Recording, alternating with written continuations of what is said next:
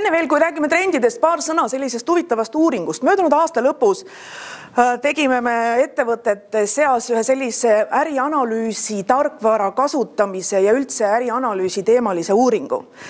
Ja ausalt öeldes tuli sealt välja päris huvitavaid leide, kui nii võib öelda, ja nüansse.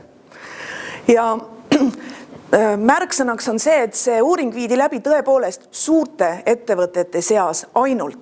Need olid siis ettevõtted, kelle aasta käive vanas rahas oli 100 miljonit Eesti krooni ja rohkem. Ja meile vastas 149 ettevõtet ja vastused baseeruvad või kokkuvõte baseerub nende vastustel.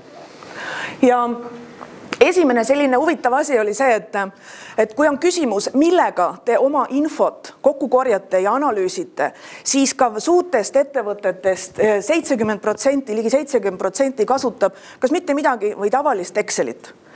Ja kuskil veerand suurtest ettevõtetest siis lepib nende aruannetega, mida võimaldavad nende majandustarkvarad, on need siis nende jaoks kohandatud või mitte.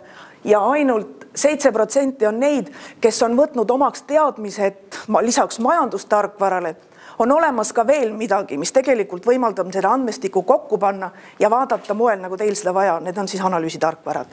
Et isegi Eestis suurtest ettevõtetest 7% on neid, kes kasutavad spetsiaaltarkvarasi. Euroopas on see pilt ja Skandinaavias on see pilt tänaseks ikkagi hoopis teine. Et mul ei ole praegu ette anda teile täpselt neid numbreid, aga suurusjärk on enam-vähem vahetuses BI ja ERP-tarkvaradega. Et jah, et kui mujal maailmas ollakse harjunud sellega, et on olemas majandustarkvarad, siis meil on küll, ollakse harjunud sellega, et sul peab olema majandustarkvara, aga et on veel midagi seal peal, see nii väga igapäevane tänapäeval veel meil ei ole.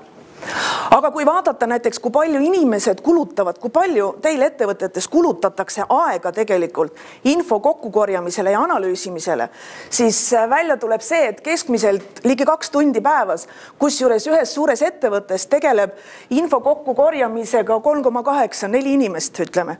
Mis tähendab seda, et tegelikult infotöötluse hind teie ettevõttes on ühe keskastme juhi palk kuus.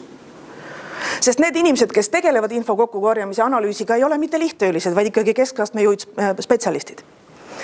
Ja tegelikult ei ole küsimus selles, kas see on suur või väike number, vaid küsimus on selles pigem, mida te selle numbri eest saate. Et kas see lisab teile väärtust ka tegelikult või on see pelgalt mingi raporteering.